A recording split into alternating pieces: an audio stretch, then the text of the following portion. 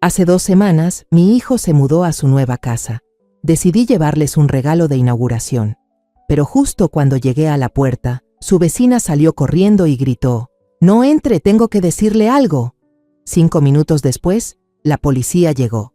Pero antes de continuar, revisa si ya te suscribiste al canal y comparte en los comentarios desde dónde nos estás viendo. Nos encantaría saber hasta dónde llegan nuestras historias de venganza. Soy Rosa. Tengo 65 años. Hoy vine a visitar a mi hijo y a su esposa. Le di unos billetes al chofer, le sonreí agradecida y le pedí que me alcanzara la orquídea blanca que había colocado con cuidado en el asiento trasero. No era solo un regalo de inauguración, era también mi esperanza, un deseo de buenos comienzos para mi hijo Gerardo y su esposa Amalia, después de tantas tormentas. Bajé del auto y respiré hondo. Frente a mí estaba su nueva casa, una vivienda de 2 pisos, pintada en un tono crema suave, con una cerca blanca y un pequeño jardín al frente. Sentí una calidez profunda en el pecho. La maceta en mis manos parecía más pesada, como si contuviera todas mis ilusiones. Estaba a punto de empujar la puerta de madera que aún olía a pintura fresca cuando, desde la casa de enfrente, un hombre mayor, vestido con una ropa de jardinería gastada, corrió hacia mí. Se veía agitado, con el rostro lleno de arrugas marcadas por la preocupación, y el sudor le perlaba la frente a pesar del clima fresco. «Deténgase, señora, no entre ahí». Me sujetó del brazo con una mano áspera y callosa, apretando con fuerza. Me sobresalté. Respiraba entrecortadamente. «No entre, tengo algo urgente que decirle». Me quedé paralizada, sin entender qué estaba pasando, sin siquiera alcanzar a preguntarle quién era, cuando un coche de policía se detuvo silenciosamente frente a la casa. Las luces azul y roja parpadeaban sin sonar la sirena, llenando el ambiente tranquilo con una tensión extraña. 2 agentes altos bajaron del vehículo, con rostros serios. El hombre mayor me soltó enseguida y se volvió hacia ellos, como si acabara de encontrar un salvavidas. Señaló la casa de mi hijo con voz firme. «Ya se los dije, lo juro. Escuché el llanto de un niño desde ahí adentro». Uno de los policías se acercó a mí, observándome con atención. «Señora, ¿usted es familiar del dueño de esta casa?». Asentí confundida, con el corazón latiendo de manera inquieta. ¿Qué demonios estaba pasando? El vecino enseguida se volvió hacia mí, aún alterado. «Soy Ernesto, vecino de Gerardo y su esposa. Estos días he escuchado el llanto de un niño, suave pero constante, que viene de su casa, pero sé perfectamente que ahí no hay niños. Me dije que quizá era mi imaginación, que ya estoy viejo y oigo cosas. Pero esta mañana el llanto era desgarrador.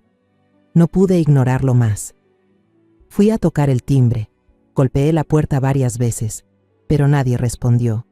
Temí que algo malo hubiera pasado, por eso llamé a la policía. Cada palabra de Ernesto me helaba más por dentro. Negué con la cabeza, tratando de calmarlo, y quizás de calmarme a mí misma. Sonreí débilmente. Seguro escuchó mal. Tal vez era la televisión o algún gato callejero en el jardín. Mi hijo y su esposa no tienen niños pequeños. Dije la última frase con firmeza, como una verdad indiscutible, porque más que nadie sabía el dolor que habían sufrido. Pero justo en ese momento, un sonido lastimero rompió todos mis intentos de justificar. Un llanto ahogado, débil pero dolido, resonó desde dentro de la casa. No era fuerte, pero en la quietud de la mañana se escuchó nítido, como una aguja helada clavándose directo en mi pecho. No era la televisión, tampoco un gato. Era, sin duda, el llanto de un niño. Me quedé inmóvil. Sentí que la sangre dejaba de correr por mis venas. La espalda se me enfrió y la maceta en mis manos pesó como una piedra. Los 2 policías no perdieron ni un segundo. Se comunicaron rápidamente por radio y uno de ellos fue directo hacia la puerta principal. Levantó la mano y golpeó con los nudillos sobre la madera. El sonido seco retumbó en el aire. «¡Policía! ¡Abran la puerta!». El silencio fue la única respuesta. «¡Policía! ¡Abran de inmediato!», repitió, con una voz más fuerte y firme. Aún no hubo respuesta, solo los sollozos, más bajos ahora, entrecortados y llenos de miedo. Tras varios intentos fallidos de llamar, el oficial al mando hizo una señal. El otro sacó de la patrulla una herramienta para forzar cerraduras. Un chasquido seco resonó en el aire. El pestillo se partió. La puerta se abrió de golpe. Uno de los policías desenfundó su arma y entró con cautela, mientras el otro se quedaba de guardia en la entrada. Ernesto y yo nos quedamos paralizados, conteniendo la respiración. Cada segundo pasaba lento, como un siglo. Mi mente estaba en blanco, solo podía oír el golpeteo frenético de mi corazón dentro del pecho. Y entonces, unos segundos después, una voz gritó desde lo más profundo de la casa. «El llanto viene del sótano». El sótano. Esas dos palabras fueron como un martillazo en mi cabeza. Mis manos se aflojaron. La maceta con las orquídeas blancas se me escapó y cayó al suelo de cemento con un estrépito que se hizo añicos. La tierra se esparció por todas partes. Los pétalos blancos, antes puros, quedaron sucios y aplastados. El símbolo de mi esperanza y de un nuevo comienzo no era más que ruinas. Ese sonido quebrado pareció derrumbar un muro dentro de mi mente, arrastrándome fuera de aquella realidad aterradora y hundiéndome en un rincón lejano de mis recuerdos. Un lugar donde la imagen de Amalia, mi nuera, aparecía nítida y dulce como un sueño. Yo era viuda y sola me esforzaba por criar a Gerardo, mi único hijo, hasta hacerlo un hombre.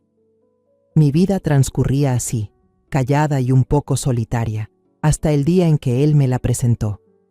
Recuerdo perfectamente aquella tarde. La muchacha se escondía tímidamente detrás de Gerardo, su cabello negro caía sobre los hombros, sus ojos grandes y claros como un lago en otoño, con un toque de timidez pero llenos de calidez. Y luego sonrió, una sonrisa capaz de disipar cualquier tristeza. En ese instante supe que la querría como a una hija. Dio un paso al frente, juntó las manos con respeto sobre el pecho y dijo con voz suave y sincera: «Buenas tardes, mamá». Esa palabra, mamá, tan dulce y sentida, llenó el vacío que había habitado en mí durante tantos años. Desde entonces, mi casa volvió a tener risas, comidas preparadas con esmero y una hija más a quien cuidar y querer. Su boda se celebró un día de otoño, bajo un sol dorado como la miel. En el momento de entregar el ajuar, tomé su pequeña mano y deslicé en ella el brazalete de jade que había sido de mi madre, de un verde puro y fresco. La miré a los ojos y le dije: «Desde hoy, no solo eres la esposa de Gerardo, también eres mi hija». Amalia no respondió, solo me abrazó. Su frágil cuerpo temblaba y sentí sus lágrimas calientes empapando mi hombro. Un año después, durante una cena familiar, Gerardo sonreía de forma misteriosa. Me entregó una cajita con un lazo. La abrí con curiosidad, y lo que había dentro me dejó sin palabras. Unos diminutos zapatitos tejidos de lana blanca, adornados con un lazo azul. Al alzar la vista, vi a mis dos hijos mirándome con esperanza. Amalia asintió suavemente, colocando una mano sobre su vientre con ternura. En ese momento rompí a llorar, no de tristeza, sino de felicidad. Una felicidad que había esperado toda una vida. Los meses siguientes fueron los más felices. Saqué mis ovillos de lana viejos y empecé a tejer, puntada a puntada, pequeños suéteres, gorros y guantecitos para mi futuro nieto. Amalia venía a menudo. Se acurrucaba en mi regazo, acariciaba su vientre ya redondo y reía diciendo: «Mamá, volvió a patear. Seguro que será un travieso». Juntas pintamos la vieja habitación, colgamos nubes blancas y estrellitas brillantes, preparando todo para recibir a nuestro pequeño ángel. Pero el día en que ese ángel llegó al mundo fue también el día en que se abrieron las puertas del infierno. Gerardo y yo esperábamos en las frías sillas metálicas frente a la sala de partos, mientras el tiempo se arrastraba, pesado como el plomo. El tic-tac del reloj en la pared se volvió el sonido más torturante de todos. Las enfermeras y los médicos entraban y salían sin cesar, con los rostros tensos, sin que nadie dijera una sola palabra. Mi instinto de madre me decía que algo andaba muy mal. Finalmente, después de unas horas que parecían eternas, un médico mayor salió. Su rostro reflejaba un cansancio profundo. Nos miró con ojos llenos de compasión y dijo que Amalia había sufrido una hemorragia muy grave. Habían luchado con todas sus fuerzas para salvar a las dos, y lo habían logrado. Pero, para salvar su vida, tuvimos que extirparle el útero. Lo siento mucho. Su voz se volvió grave. Ella no podrá volver a quedar embarazada. Cada palabra fue como un golpe invisible que destrozó el mundo que acabábamos de construir. Miré a mi lado. Gerardo se había desplomado en la silla, cubriéndose el rostro con ambas manos, su cuerpo temblando entre sollozos mudos. Sentí que una mano de hierro me oprimía el pecho. El dolor era tan intenso que apenas podía respirar. Cuando nos permitieron entrar, Amalia yacía en la cama, pálida y débil. Miraba fijamente al techo con ojos vacíos. Pero entonces, cuando la enfermera colocó a la pequeña Gloria, enrojecida y envuelta en una manta blanca, en sus brazos, ocurrió un milagro. El rostro de Amalia se iluminó. La desesperación desapareció, reemplazada por un amor inmenso. Temblando, acarició la mejilla de su hija, se inclinó y besó su frente, susurrando una promesa sagrada. «Eres el único milagro de mamá, Gloria». Desde aquel día, Amalia dedicó toda su vida a Gloria. Su mundo se redujo al pequeño cuerpo de su hija. La cuidaba con una devoción casi obsesiva. Cada respiración, cada movimiento de la niña la hacía sobresaltarse. Casi nunca se separaba de ella. Hacía todo con sus propias manos. Alimentarla, bañarla, cantarle para dormir. Yo solía visitarla seguido, cocinaba platos nutritivos para mi nuera y la ayudaba a cuidar a la bebé. Ver a Gloria crecer día a día, regordeta, hermosa, con sus mejillas redondas y su sonrisa radiante, me traía consuelo. Pensé que, aunque el precio había sido demasiado alto, el milagro llamado Gloria bastaría para sanar todas las heridas, que a partir de entonces nuestra familia viviría en paz. Pero esa paz que creí haber recuperado era frágil como la niebla al amanecer, y se desvaneció en cuanto la tragedia volvió a aparecer. Era una tarde de sábado.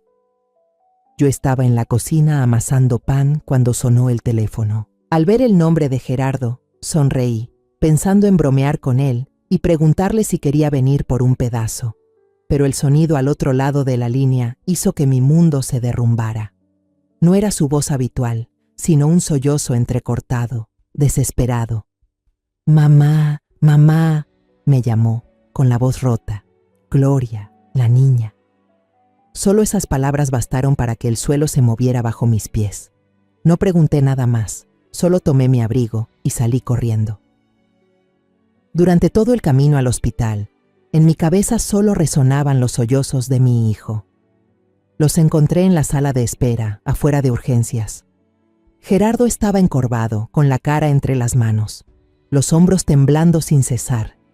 Y Amalia estaba inmóvil a su lado, sentada derecha, las manos sobre el regazo. Llevaba un vestido blanco impecable, ahora manchado de rojo, como una flor siniestra floreciendo sobre la nieve. Sus ojos estaban fijos en la puerta del quirófano, vacíos, sin alma. No lloraba, no hablaba, como si alguien le hubiera arrancado el espíritu del cuerpo.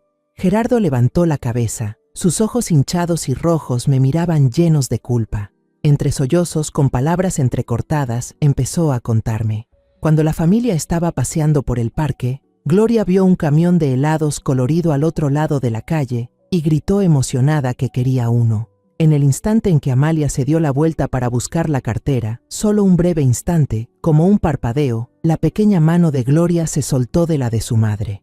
La niña corrió hacia la calle, aún con la sonrisa en los labios. Un camión grande no alcanzó a frenar a tiempo. Todo pasó demasiado rápido, demasiado cruel, arrebatándonos al pequeño ángel de nuestra familia. En el funeral, Amalia no lloró. Entre los sollozos ahogados de los familiares, ella solo se quedó quieta junto al pequeño ataúd blanco, como una estatua tallada en hielo. Su mirada ya no se posaba en nada, perdida en un lugar donde solo existían ella y un dolor imposible de nombrar. Los días siguientes se encerró en el cuarto de Gloria. La habitación que alguna vez decoramos con alegría se convirtió en un mausoleo de recuerdos. Se quedaba sentada en el suelo, abrazando el osito de peluche desgastado de la niña, sin comer, sin beber, sin pronunciar palabra. Gerardo tuvo que volver al trabajo después de una semana. Lo hizo con el corazón hecho pedazos y un miedo constante. Temiendo que su esposa hiciera algo terrible estando sola, empaqué algo de ropa y me mudé con ellos. Cocinaba sopa, la llevaba a su cuarto y con paciencia le daba de comer cucharada a cucharada, como si fuera una niña pequeña. Cada noche escuchaba sus sollozos ahogados, un sonido que rompía el alma y salía desde detrás de la puerta. Entraba, la abrazaba, dejaba que llorara sobre mi hombro, pero no decía nada. Solo las lágrimas calientes seguían cayendo en silencio. Aproximadamente un mes después, cuando el dolor parecía haberse calmado un poco, empecé a notar señales extrañas. Un día, mientras limpiaba la casa, vi en el cesto de basura un recibo de una tienda de ropa infantil. Un vestido de princesa rosa, talla para una niña de 5 años. Sentí un nudo en el pecho. Gloria murió antes de cumplir los 4. Cuando le pregunté, Amalia bajó la cabeza y murmuró que lo había comprado para donarlo a un orfanato. Su explicación sonaba razonable, pero mi instinto me decía que algo no estaba bien. Hasta que un día, la vecina tocó el timbre. Su rostro mostraba incomodidad y miedo. Se quejó de que Amalia se quedaba parada junto a la cerca mirando fijamente a su nieta mientras jugaba en el patio. La mirada de esa chica, dijo, tenía algo intenso, una mezcla de hambre y tristeza, y me asustó. Amalia se apresuró a disculparse, diciendo que solo extrañaba demasiado a Gloria. Tuve que hablar con cuidado con la vecina para que no le diera más importancia al asunto. Pero la tensión llegó a su punto máximo una noche tarde. Al pasar frente al cuarto de Gloria, vi que la puerta estaba entreabierta y una débil luz salía de dentro. Miré con curiosidad y lo que vi me heló la sangre. Amalia estaba sentada en la mecedora que Gerardo le había comprado para dormir a la niña. Sus brazos se movían suavemente, acunando el vacío frente a su pecho.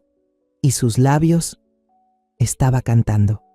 Una canción de cuna, la misma que solía entonar para Gloria cada noche. Esa melodía familiar, resonando ahora en una habitación vacía, sonaba como un eco fantasmal, triste y escalofriante. Esa noche no pude dormir. El miedo me oprimía el corazón. Al amanecer llamé a Gerardo y le conté todo. Al principio lo desestimó. Dijo que yo me preocupaba demasiado, que Amalia solo estaba viviendo su duelo a su manera. Pero cuando mencioné la canción de cuna en el cuarto vacío, se quedó en silencio largo rato al otro lado de la línea. Contuve el llanto. Mi voz temblaba. Hijo, tenemos que llevarla a ver a un psicólogo. Temo que no pueda soportarlo más. Al principio, Amalia reaccionó con furia. Gritó, diciendo que creíamos que estaba loca. Pero al final, ante las súplicas de Gerardo y mías, ella aceptó ir a terapia. Los meses siguientes fueron realmente un milagro. Amalia empezó a verse más animada. Salía de su habitación, limpiaba la casa, cocinaba cosas deliciosas. Incluso hubo un día en que me invitó a ir de compras y me escogió con sus propias manos una bufanda nueva. Me emocioné hasta las lágrimas, agradeciendo en silencio al cielo por devolverme a la nuera dulce que alguna vez tuve. Creí de verdad que, por fin, había sido lo suficientemente fuerte como para salir del abismo. Al verla estable, decidí regresar a mi casa para devolverle su espacio privado como pareja. Antes de irme, la abracé fuerte y le dije, si pasa algo, llámame enseguida. Ella sonrió, una sonrisa verdadera después de tantos días, y asintió. Un mes después, Gerardo me llamó por teléfono. Esta vez, su voz al otro lado de la línea no era de llanto, sino de alegría y entusiasmo. Mamá, nos mudamos hace 2 semanas. Encontramos un lugar en las afueras muy tranquilo. Amalia dice que el aire fresco de allá la hace sentir mejor. Al escuchar eso, mi corazón se llenó de esperanza. Un nuevo comienzo. Un nuevo hogar para dejar atrás los recuerdos dolorosos. Me alegré tanto por ellos que decidí darles una sorpresa. Fui a comprar una maceta con orquídeas blancas, la flor favorita de Amalia, y la empaqué con cuidado para llevarla como regalo de inauguración. No sabía que aquella sorpresa que quería darles, esa maceta llena de esperanza, sería lo que me empujaría a atravesar la puerta de un infierno que jamás habría podido imaginar. Señora, ¿está bien? Una voz preocupada me sacó del abismo de los recuerdos. Parpadeé y la imagen trágica de Gloria se desvaneció, dejando solo los restos rotos en el suelo y los pétalos marchitos de las orquídeas bajo mis pies. Un joven policía estaba arrodillado a mi lado. Su mano sostenía con cuidado mi hombro. ¿Puede levantarse? Me ayudó a ponerme de pie. Sentía las piernas tan débiles como si no tuvieran huesos. El cuerpo me temblaba. Tuve que apoyarme en la barandilla para mantener el equilibrio. Todos los sonidos alrededor parecían ahogados. Mi mirada estaba fija en un solo punto. La puerta del sótano, abierta de par en par como una boca negra, dispuesta a tragarse todo. En ese momento, el otro agente subió desde el sótano. Cada paso suyo sobre los escalones de madera resonaba con un peso triste, denso, y entonces apareció por completo a la luz. En sus brazos llevaba a una niña pequeña. La niña vestía un camisón rosado descolorido y viejo, los pies descalzos llenos de polvo. Su cabello castaño, enmarañado y pegado, le cubría casi todo el rostro. No lloraba, no gritaba, solo temblaba sin control en los brazos del policía. Sus ojos estaban muy abiertos, desorbitados y vacíos, mirando al frente sin ver, como si hubiese presenciado algo tan espantoso que ya no podía reaccionar.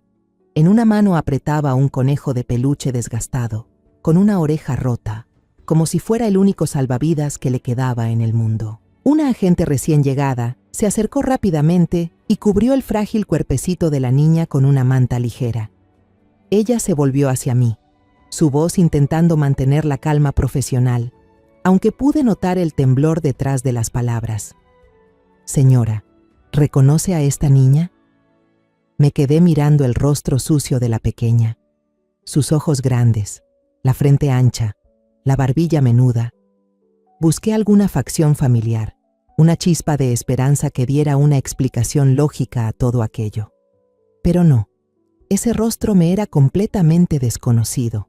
Negué con la cabeza sin pensar, la garganta seca, incapaz de pronunciar palabra. Entonces, ¿sabe por qué esta niña estaba en la casa de su hijo y su nuera?, continuó la agente. Esa pregunta fue como una cuchillada directa al corazón. ¿Qué podía responder? No sabía nada. Solo pude quedarme ahí, en silencio, sintiéndome impotente y culpable sin razón. En ese momento, una ambulancia y otro coche de policía se detuvieron frente al portón, rompiendo el silencio pesado. El oficial al mando hizo una señal a su equipo para que continuaran registrando toda la casa. Minutos después, otra voz resonó desde el sótano, firme y fría, informando a su superior. «Señor, aquí abajo hay un colchón delgado sobre el suelo de cemento, algunas prendas de ropa infantil, varias cajas de comida enlatada y botellas de agua. También hay una basinica de plástico. Todo indica que alguien ha estado viviendo aquí por bastante tiempo». Cada palabra que decía era como un golpe invisible directo a mi cabeza. Esas frases, unidas, dibujaban una imagen aterradora de encierro, de una vida privada de la luz del sol. Esto no era un accidente. Era algo planeado con intención. La agente intentó hablar con la niña, con una voz tan suave como pudo. «¿Cómo te llamas? No tengas miedo, te vamos a ayudar». Pero la pequeña solo negó con fuerza, escondiendo su rostro bajo la manta, encogida como un animalito herido. Decidieron llevarla al hospital de inmediato para revisar su salud y tranquilizarla. La ambulancia se alejó despacio, llevándose el terrible secreto recién descubierto fuera de aquella calle tranquila. Yo me quedé inmóvil, mirando el vehículo hasta que desapareció tras la curva. Mi mente era un torbellino de preguntas sin respuesta. Un escalofrío recorrió mi espalda. Temblando, saqué el teléfono de mi bolso y con dedos entumecidos marqué el número de Gerardo. El tono de llamada sonó, cada pitido largo y lento, devorando la última chispa de esperanza que me quedaba. «El número que usted ha marcado no se encuentra disponible».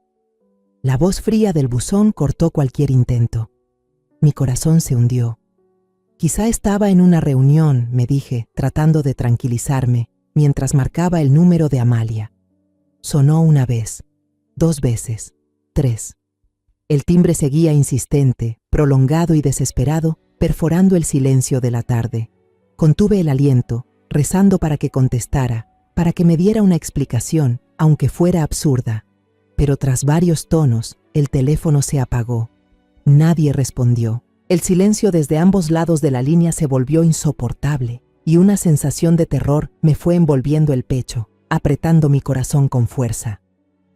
¿Dónde estaban? ¿Por qué ninguno contestaba justo ahora? ¿Y la niña encerrada en el sótano? ¿Quién era en realidad? El oficial al mando se acercó a mí y al señor Ernesto. Su rostro ya no mostraba sorpresa, sino la seriedad de alguien que teme lo peor. Con voz grave y firme dijo: «Señora, señor, necesitamos tomar sus primeras declaraciones. Por favor, siéntense un momento aquí». Señaló el banco de madera del porche, el mismo donde yo había imaginado a Gerardo y Amalia leyendo juntos.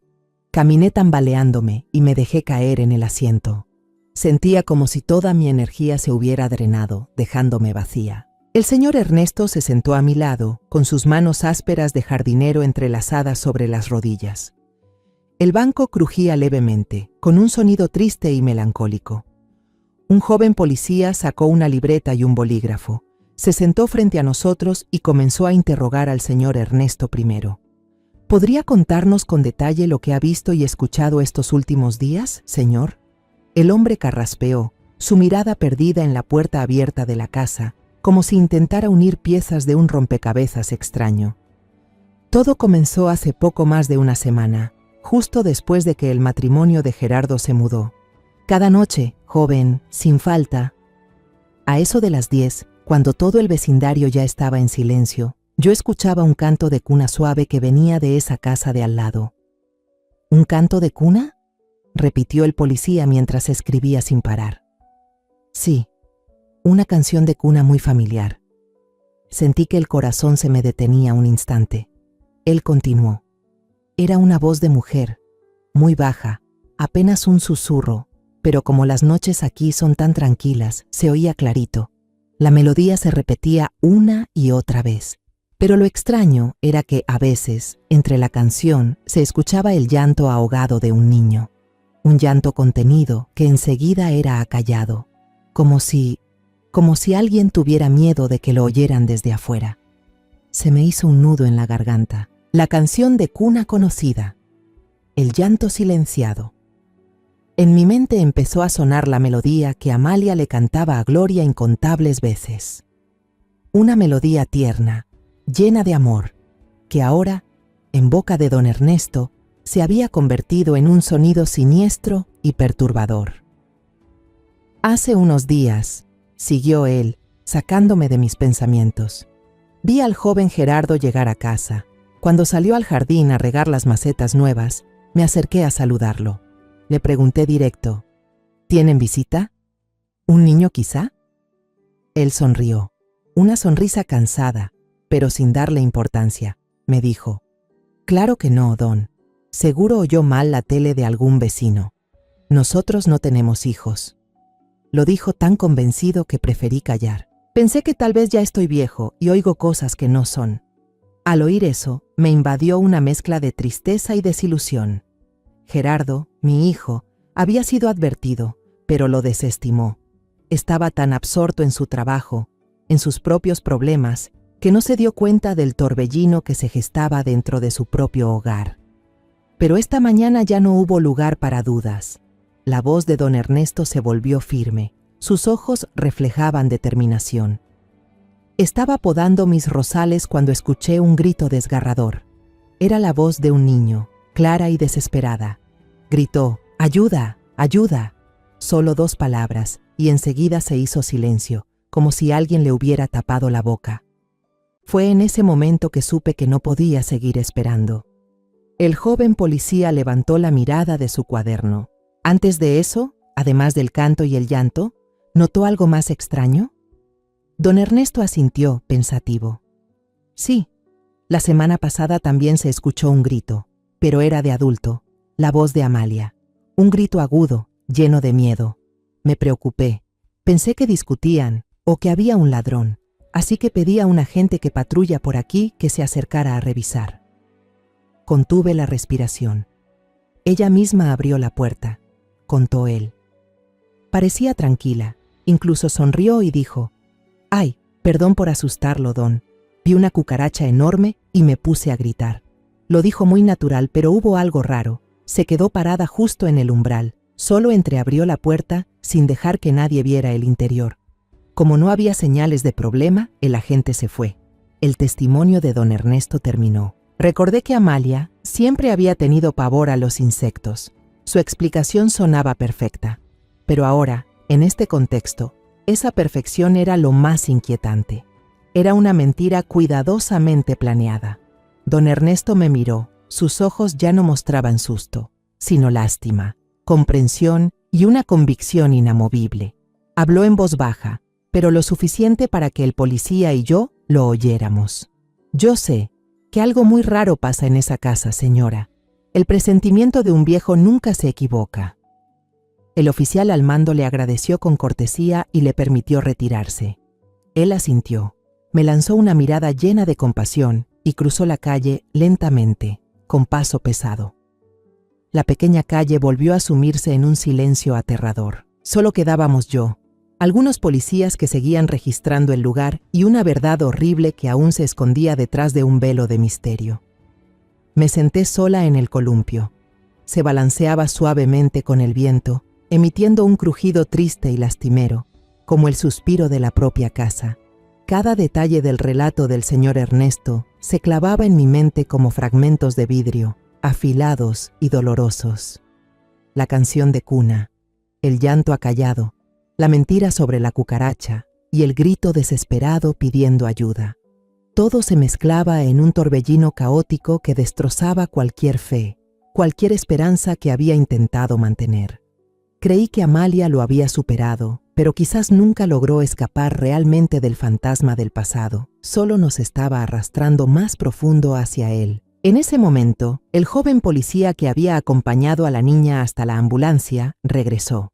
Caminaba rápido, con pasos largos y decididos, el rostro mucho más serio que antes. No dijo nada. Fue directo hacia el oficial al mando que estaba cerca de la puerta y le mostró algo en la pantalla de su tableta. El comandante entrecerró los ojos. Observó con atención. Noté un pequeño tic en su rostro antes de que levantara la vista y me mirara directamente. Su mirada ya no era profesional ni distante, sino una mezcla extraña de determinación, compasión y algo que se parecía a una advertencia. No dijo una palabra, solo hizo un gesto con la cabeza para que el joven policía hablara conmigo. El agente se acercó a mí y cada paso suyo se sentía como si aplastara mi pecho. Se detuvo frente a mí, respiró hondo, buscando valor. Su voz tembló un poco, como si eligiera con cuidado las palabras menos crueles posibles. «Señora, acabamos de comparar la información del hospital». Hizo una pausa. «La niña encontrada en el sótano coincide con un reporte de una menor desaparecida». Mis oídos zumbaban. Todo sonido alrededor se desvaneció. Solo escuchaba el golpeteo frenético de mi corazón. ¿Desaparecida? Él continuó, y esta vez cada palabra sonó nítida, pesada, como martillazos sobre mi alma destrozada.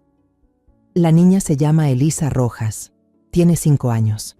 El reporte de desaparición fue registrado hace exactamente 2 semanas, en el Parque Central de la ciudad. 2 semanas. Ese número se me clavó como una espina. 2 semanas. Exactamente el tiempo desde que Gerardo me contó, feliz, que se habían mudado a esta casa. Exactamente el tiempo en que yo, ingenuamente, creí que estaban comenzando una nueva vida. Pero ese nuevo comienzo se había construido sobre el final de otra familia. El joven policía pareció leer el horror en mis ojos.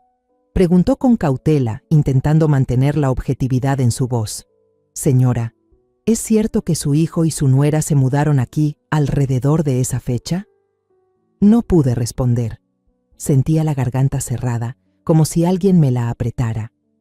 Solo pude asentir débilmente, un movimiento casi imperceptible, pero tan pesado como una confesión. «Hemos contactado a los padres biológicos de la niña Elisa», añadió con un tono compasivo al ver mi estado. «Van camino al hospital. Han buscado a su hija sin descanso durante 2 semanas». estaban al borde de la locura. Cada palabra suya pintaba con más fuerza el cuadro trágico de otra familia.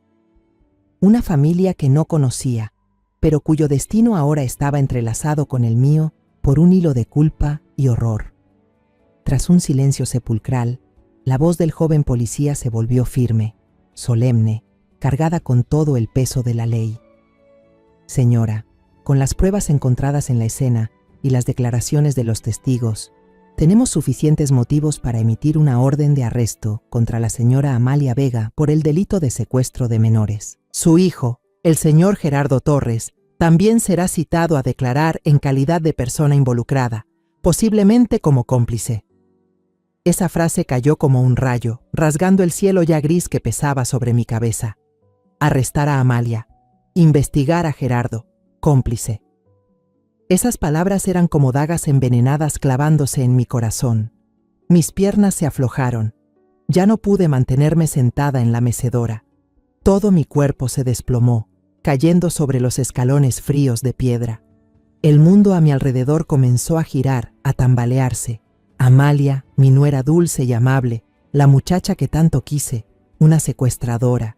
Gerardo, mi único hijo, al que dediqué toda mi vida para criarlo y protegerlo. ¿Un cómplice?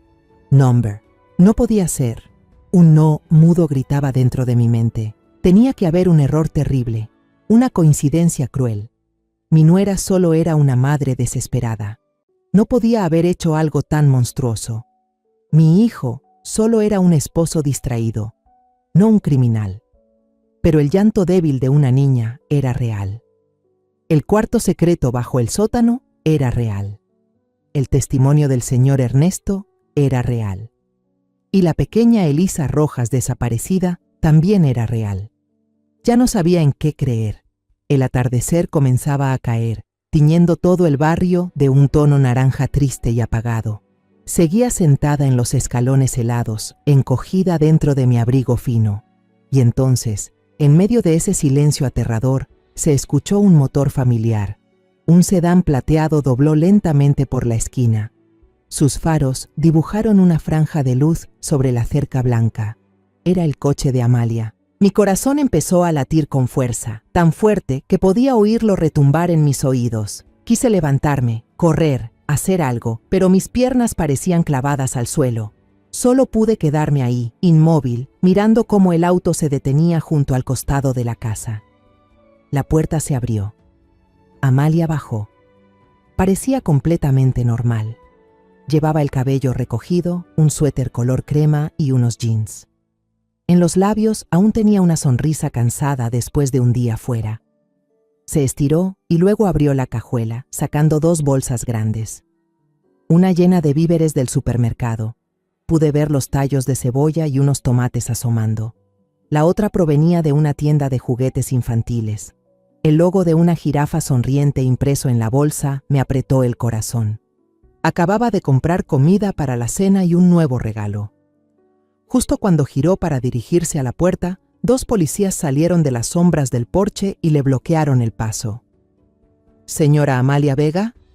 La voz del oficial era grave y firme. La sonrisa de Amalia se congeló. Parpadeó. Miró a los 2 hombres uniformados y luego lanzó una mirada rápida hacia mí, que seguía petrificada en los escalones. Su mirada estaba llena de desconcierto y miedo. «Sí, soy yo». «¿Pasa algo?» El policía no respondió de inmediato. Solo levantó un papel frente a ella. «Está detenida por sospecha de secuestro de menores». ¡Crash! Las 2 bolsas cayeron al suelo. La caja de leche se rompió y la leche blanca se extendió sobre el cemento como una herida abierta. Las manzanas rojas rodaron por el suelo. Una llegó hasta mis pies y se detuvo allí, brillante y silenciosa. ¿Secuestro? ¿Qué están diciendo? Su voz temblaba, subiendo de tono hasta romper el aire. Sacudió la cabeza con fuerza. El moño perfectamente recogido empezaba a soltarse, dejando caer algunos mechones sueltos. «No, no es cierto. Es la hija de mi amiga. Ella viajó por trabajo y me pidió que la cuidara. Debe haber algún error». Me miró, con los ojos de un animal acorralado, llenos de miedo y súplica. «Mamá, Diles la verdad. Diles que no hice nada malo. Solo la estaba cuidando por unos días.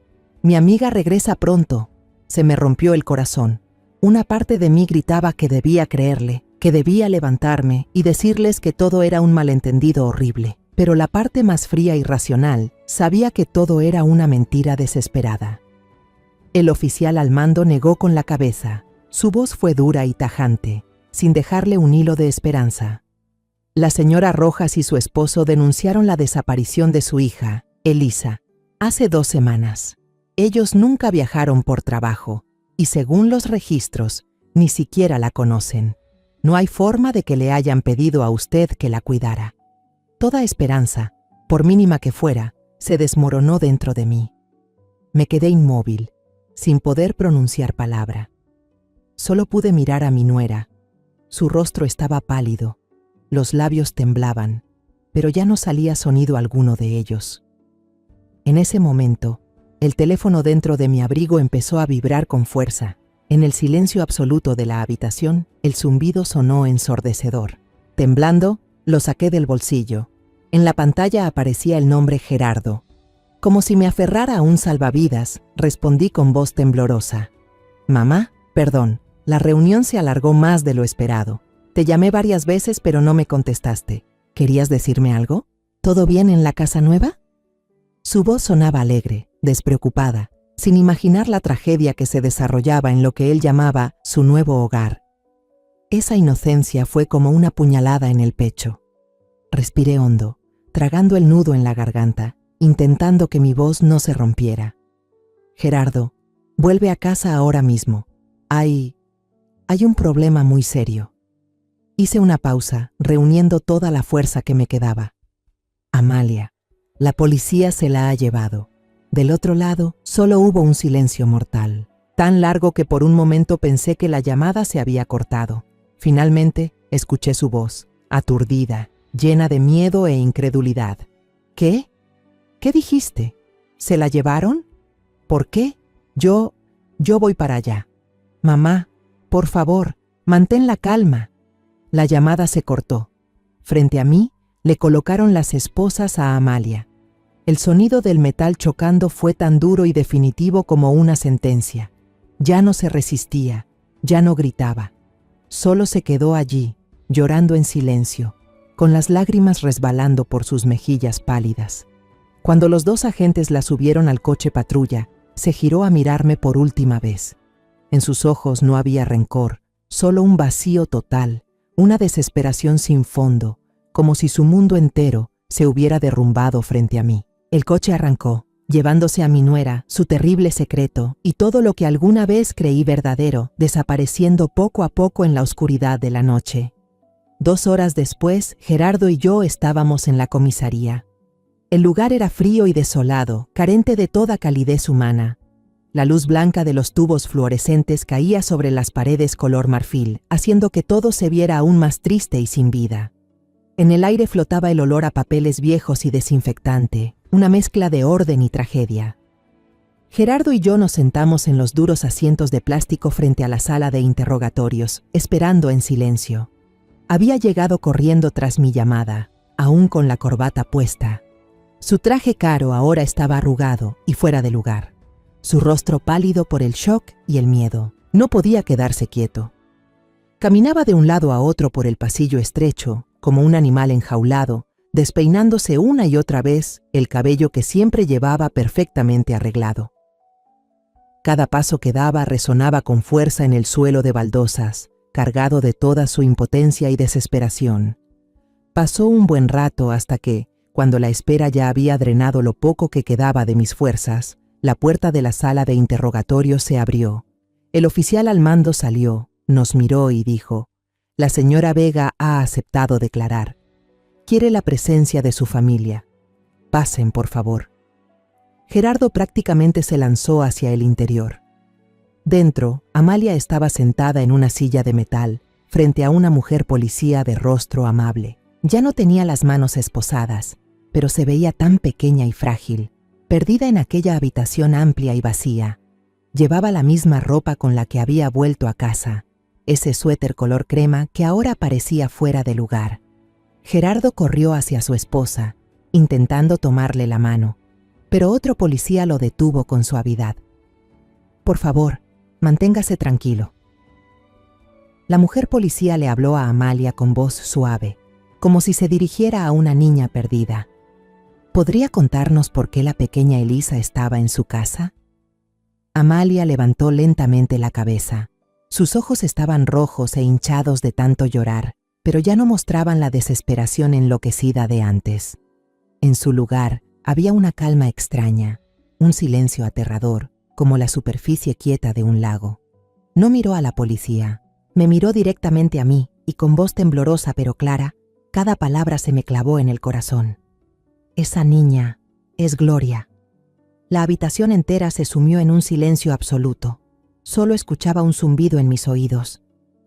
Yo no secuestré a nadie, continuó, con una convicción absurda.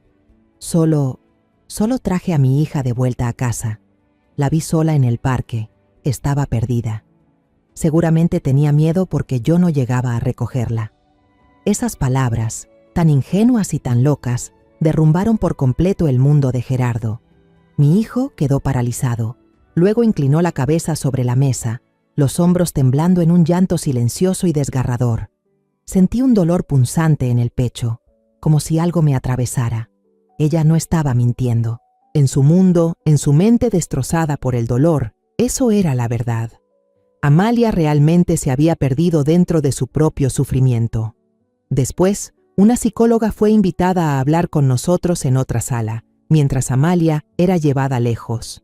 La mujer tenía unos ojos bondadosos y una voz cálida. Nos relató el testimonio de la pequeña Elisa, una vez que la niña se calmó en el hospital. Era la verdad desde la perspectiva de otra madre, la verdadera madre de la niña. Dijo: hace 2 semanas, mientras jugaba sola cerca del tobogán del parque, Elisa conoció a la señora Amalia. Ella se le acercó, sonrió y le ofreció una paleta de colores, diciéndole que la llevaría a comprar una muñeca muy bonita, más bonita que la que tenía en las manos. Elisa contó que, después de terminar la paleta, empezó a sentirse muy somnolienta. Cuando despertó, ya estaba en una habitación oscura y fría. La psicóloga continuó, con voz llena de compasión. Amalia le enseñó a llamarla mamá. Cuando Elisa lloraba pidiendo a sus padres, Amalia no la regañaba, solo la abrazaba, la acariciaba y le decía: tus papás están trabajando muy lejos, pero no te preocupes, desde ahora yo cuidaré de ti. La niña no podía salir del sótano, pero Elisa dijo que mamá Amalia nunca la golpeó ni le hizo daño. Al contrario, la bañaba, le peinaba el cabello, le leía cuentos y le cantaba canciones de cuna todas las noches. La forma en que la cuidaba era tan dulce, tan maternal, como si fuera su propia hija. Escuché aquello con la garganta hecha un nudo. Las lágrimas que había estado conteniendo desde la tarde comenzaron a caer sin control. En mi mente apareció la imagen de Amalia cepillándole el cabello con paciencia a una niña desconocida, tarareando la misma canción de cuna que solía cantar para Gloria. Sentí una mezcla de enojo, compasión y tristeza por ambas niñas, una que se había ido para siempre y otra que estuvo a punto de perderse también en el mundo retorcido de mi nuera. Gerardo levantó la cabeza. Sus ojos rojos me miraron llenos de desesperación y culpa. Ya no lloraba. Su voz, ronca y quebrada, apenas salía. Fue culpa mía. Todo fue culpa mía, mamá. Me tomó la mano, estaba helada. Si tan solo la hubiera cuidado más. Si hubiera notado las señales raras de las que me hablaste. Si no me hubiera obsesionado tanto con el trabajo. Si no la hubiera dejado sola luchando contra su propio demonio día tras día. Nada de esto habría pasado. Cada palabra suya era como un cuchillo clavándose en mi pecho, porque yo también tuve la culpa. Pensé que unos meses de terapia serían suficientes, que una casa nueva podría borrar todo. Fuimos ingenuos, ciegos ante una herida demasiado grande, demasiado profunda. Y ahora, toda mi familia debía pagar el precio. El día del juicio amaneció tan gris como mi corazón. La sala era amplia, revestida de madera oscura, con un aire solemne y tan frío que sentía que hasta mi respiración se congelaba. Gerardo y yo nos sentamos en la primera fila, reservada para los familiares del acusado. Mi hijo estaba rígido, tenso como una cuerda a punto de romperse. Sus ojos, hundidos y enrojecidos por tantas noches sin dormir, estaban fijos en la puerta por donde pronto entrarían con Amalia. Del otro lado del pasillo, en la zona destinada a la familia de la víctima, estaban los Rojas, los padres de la pequeña Elisa. No me atreví a mirarlos directamente, solo alcancé a ver de reojo cómo la madre se aferraba al brazo de su esposo, temblando cada vez que el fiscal mencionaba el nombre de Amalia Vega. Su dolor era una llama viva que incendiaba el aire, consumiendo también el último resto de valor que quedaba en mí. Yo era la madre de quien había causado ese sufrimiento. Sabía que esa culpa me acompañaría hasta el fin de mis días. La puerta lateral se abrió. Amalia entró escoltada. Mi corazón se detuvo. Ya no era la misma Amalia que conocí. Vestía el uniforme del penal, demasiado grande para su cuerpo frágil y demacrado. Su cabello negro, antes brillante y largo, ahora estaba cortado al ras, dejando ver una frente pálida y unas mejillas hundidas. No quedaba color en su rostro, y sus ojos, aquellos ojos claros que tanto me habían conmovido al conocerla, estaban vacíos, perdidos en algún punto del vacío. No nos miró. Para ella, nosotros ya no existíamos. El juicio comenzó. Escuché la voz firme del fiscal acusando, luego la del abogado defensor intentando explicar. Mostró todos los informes médicos, los diagnósticos psicológicos. Habló del trauma devastador tras la muerte de Gloria, de la depresión profunda que había consumido la mente de Amalia. Argumentó que sus actos no nacieron del mal, sino de una mente destruida, incapaz de distinguir entre la realidad y las alucinaciones que ella misma creó. Por eso no había dañado a Elisa, la había cuidado con el amor enfermo de una madre que había perdido a su hija. Apreté la mano de Gerardo, escuchando cada palabra, aferrándome a la esperanza de una pizca de compasión, de un milagro. Finalmente, el juez, un hombre mayor de rostro severo, comenzó a leer la sentencia. Su voz resonó por toda la sala, clara y sin una sola emoción. Después de considerar todas las circunstancias atenuantes desde el punto de vista psicológico y las agravantes por la gravedad del delito, el tribunal condena a la acusada Amalia Vega a 20 años de prisión por el delito de secuestro de menores. Al mismo tiempo, durante su tiempo en prisión, la acusada deberá someterse a tratamiento psiquiátrico obligatorio en un centro especializado hasta que haya un dictamen de estabilidad emitido por el Consejo Médico. El golpe seco del mazo resonó con frialdad sobre la mesa. Todo había terminado. 20 años, una sentencia definitiva. Gerardo se desplomó en el lugar, cubriéndose el rostro con las manos. Un sollozo ahogado, tan doloroso que partía el alma, brotó de su pecho.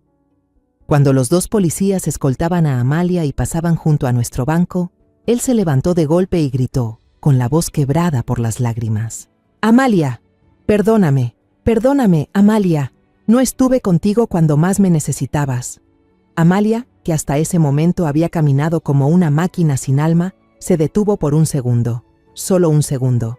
No volteó, pero vi sus hombros delgados temblar levemente. Asintió apenas, con un gesto casi imperceptible, y siguió caminando. Su pequeña y solitaria figura se perdió detrás de la pesada puerta de madera. Después del juicio, tuve que sostener a Gerardo, que estaba casi sin fuerzas, y llevarlo a sentarse en los escalones de piedra fría frente al tribunal. Se quedó allí, inmóvil como una estatua, con las lágrimas resbalando silenciosamente por sus mejillas hundidas. Lo dejé llorar, dejar salir todo el dolor y el arrepentimiento. Pasó un buen rato hasta que sus sollozos se calmaron. Entonces le pregunté en voz baja, la mía también ronca por el cansancio y la pena: «¿Por qué, Gerardo? ¿Por qué durante esas 2 semanas no supiste nada? ¿Dónde estabas?». Levantó la cabeza y me miró con culpa en los ojos. «Estaba de viaje, mamá. La empresa tenía un proyecto importante y me enviaron a supervisar una nueva sucursal. Solo regresé un día ese fin de semana, el mismo día que hablé con el señor Ernesto». Hizo una pausa antes de continuar, con la voz entrecortada. «Ese día, el señor Ernesto me mencionó la canción de cuna, pero yo solo me reí. pensando que eran cosas de un viejo confundido. Amalia. Ella seguía cocinando para mí, seguía sonriendo, preguntándome por el trabajo. No parecía diferente, solo un poco más callada. Fui tan ingenuo al creer que todo estaba bien, que ella se estaba recuperando. Apretó las manos con fuerza. Solo estuve en casa ese día y luego me fui de nuevo. Ni siquiera bajé al sótano, mamá. Lo miré a los ojos, sintiendo cómo el dolor, la decepción y la rabia se mezclaban dentro de mí. Has sido demasiado indiferente, Gerardo. Demasiado. Tu esposa perdió a su único hijo, perdió la capacidad de ser madre, y tú la dejaste sola, luchando contra el demonio dentro de ella. El crimen que cometió es imperdonable, pero nuestra culpa, la tuya y la mía, es no haber visto su sufrimiento antes. También la empujamos, sin darnos cuenta, hacia esta tragedia. Cada palabra que salía de mi boca era como una cuchillada, no solo en su corazón, sino también en el mío.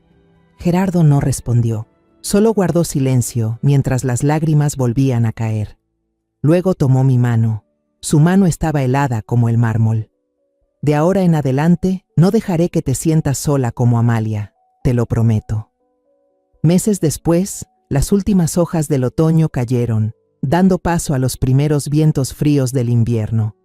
Gerardo decidió vender la casa en las afueras, donde cada rincón y cada escalón estaban impregnados de recuerdos horribles.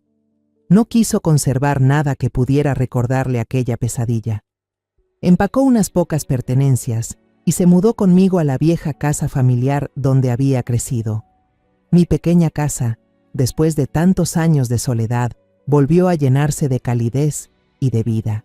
Mi hijo había cambiado. La promesa que me hizo afuera de los escalones del tribunal aquel día no fue una promesa vacía. Rechazó todos los viajes de trabajo largos, aunque eso pudiera afectar su carrera.